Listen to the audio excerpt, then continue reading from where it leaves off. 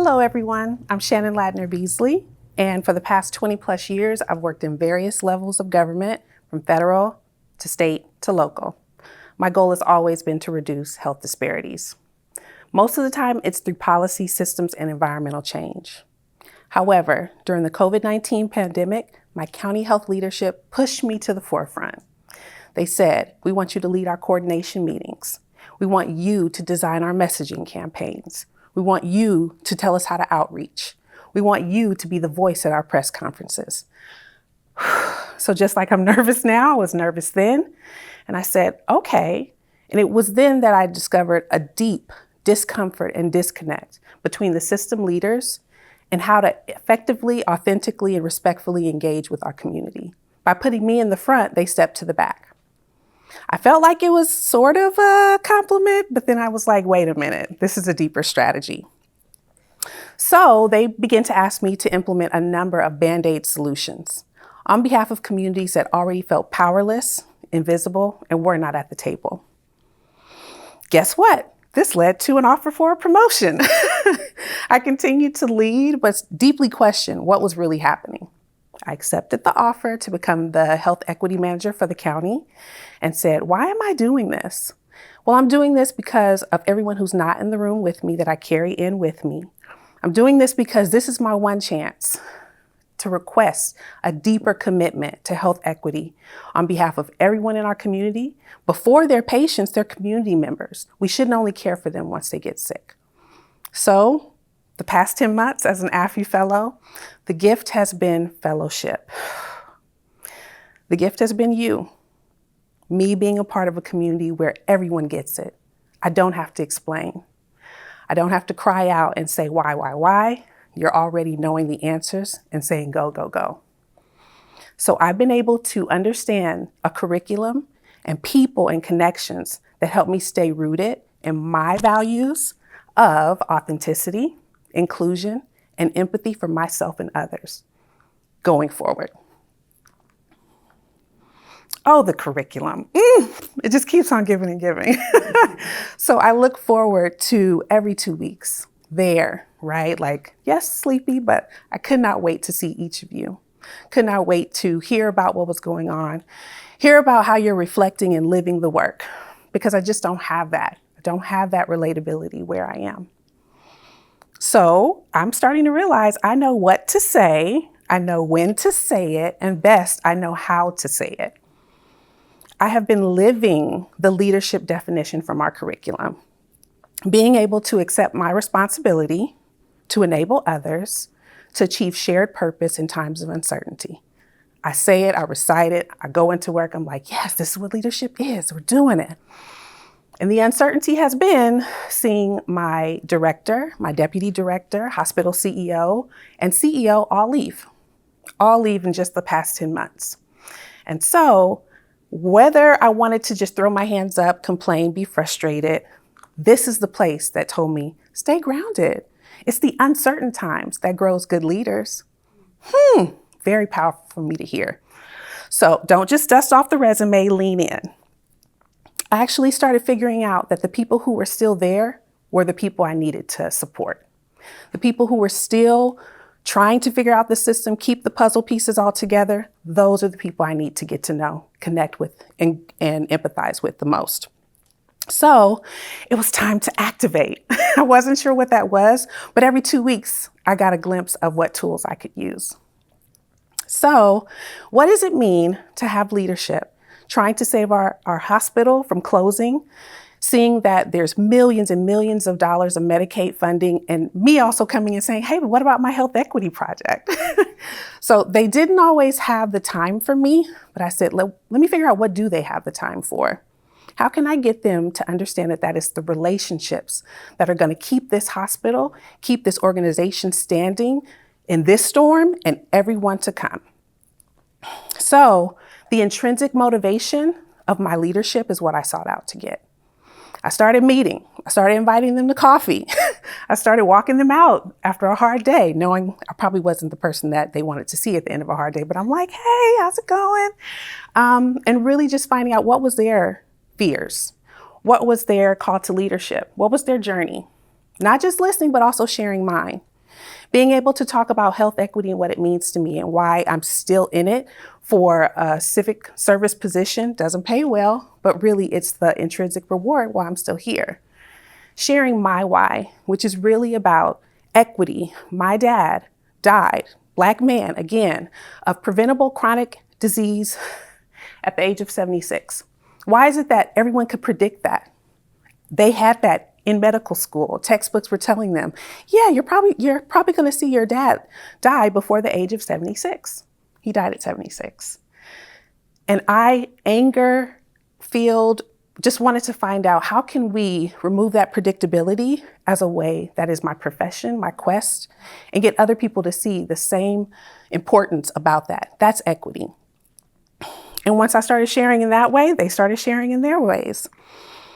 I've been able to humanize the work in a way that I did not know I could, going beyond just my individual ideas, but really thinking about, well, what is your fear of community? Why is it so unpredictable that we can't just talk to the people who are most impacted by the decisions we're making, who often are most burdened by health inequities, and who feel like they don't have a seat at the table? And for most of the leaders, they said it takes too much time. So I'm like, well, don't we want to actually take the time to do things right? Don't we want to build trust? Trust takes time. You don't just marry the person that you meet right away. You actually take some time to listen, to hear about what their needs and experiences are. So over time, starting to wear people down, not just giving up, continuing to show up, I got to this point of mutual exchange. Well, Shannon, since you have all these ideas, we do have a budget equity tool that we need to launch for the first time ever for our county. Budget equity really is resource allocation, but showing your values and how you allocate. Where is it going? What does it show about our organization? Does it match our mission? And if it doesn't, let's reallocate it. I said, oh, this might be my thing here. This might be it. They're like, tell us how you would activate the community. I'm on it. And I said, well, while we're at it, I'd like to activate employees as well. They have unique assets. We've hired them. They're here. If health equity is in our mission, why aren't we actually giving them the tools, having everyone at every level, at every door of our organization see the importance of this work, that everyone contributes to people-driven change? Oh, okay. Well, go ahead. Community and employment engagement strategy. You got it. That was my health equity project to begin with. But it had to be linked to what they cared about. And it had to be the timing that was right. It had to be linked to what was going to save a lot of the headaches that they were going through. So once I got a little bit of that traction, then it became, oh, that office that you're in. You know, we're under such duress right now. We can't call you the equity team anymore. How are you thinking about renaming yourself? So here I am with my director. I'm like, we don't necessarily want to just change and get ourselves out of the business of showing communities that we're still here for them, that we are doubling down in this time of crisis. So I don't know what that means to turn away from equity. Well, let's figure out what the functions of our work are. The things that I really want to ground. I'm like, community partnership. Okay, we can call it community partnership. We can get into that. And also health equity. So maybe sometimes it's just the equity alone, right? The word that starts to stir up the controversy and people start to shy away. But when we ground it in health equity, it sends a message that it truly is about leveling the playing field and bringing fairness, meeting people where they are. And we're not going to tell people that that's no longer our mission. So I said, well, what if we actually ask employees about that too? They're the ones who are here. If we're going to reintroduce our office, we need the people who are right here, the internal champions, to be able to talk about what we do, what we care about, and how they are a part of that work. Oh, okay, sounds good. So it really wasn't until I started putting together this talk that I realized I made more inroads and actually applied more tools of the curriculum than I ever believed that I could. So yes, Medicaid, still an urgent emergency. We're absolutely putting that first. But isn't it wonderful to know that I'm helping my organization shift the culture from just saving the hospital to actually valuing the people who come inside, to know that they exist before they're a patient, to know that humanizing the work and building relationships and participatory action is really what matters. Because when the storm comes, that's going to be the anchor. We'll still be standing. We'll have people that say, this is where I received my care. This is where I received my care. There were doctors who cared about me there. There were programs that mattered to me. I got a chance to design something that's still there. That's what I want to be a part of. And so here I am. I'd like to just look around the room, thank each of you for being my fellow, being my friend, allowing me to sit and not question right away during discussions, but really just deeply listen and hear your examples to broaden my own perspective. I am recommitting myself to becoming the best equity steward that I can. I'm also asking each of you to do the same. It's easy to say that we can go out and do this work, but actually going out and doing this work without each of you in the next year, it's kind of scary to me. But I'm going to not just rest on surface anymore. I'm going to make sure that processes that were designed to disengage people are redesigned. I know that equity requires new norms, mental models, processes, partnerships, things that we aren't doing. And I'm ready to call that out. I'd also like to make sure that we are committing to rearranging environments for action and also unlocking everyone who is proximal to the work so that we can get the change we want. I love this last piece because Kate said it over and over again, but I was like, So being in a system for 20 years, you lose your identity a little bit. I've never thought that I'd be in one job for the long time that I have, but I have. And people say, well, aren't you looking for a new position? Like, how are you going to grow? What's the next step? And I believe that leadership is a practice, not a position.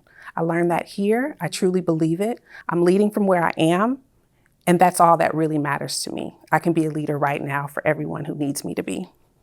So we alone can't do this work alone. We actually have to partner. We have to join up multi-sector. We have to get other people who don't see their face or their place at the table, the people who don't want to come to the table. We have to build new tables. But I do believe that equity stewards know that everyone can contribute to people-driven change, and it's the only way forward. Thank you.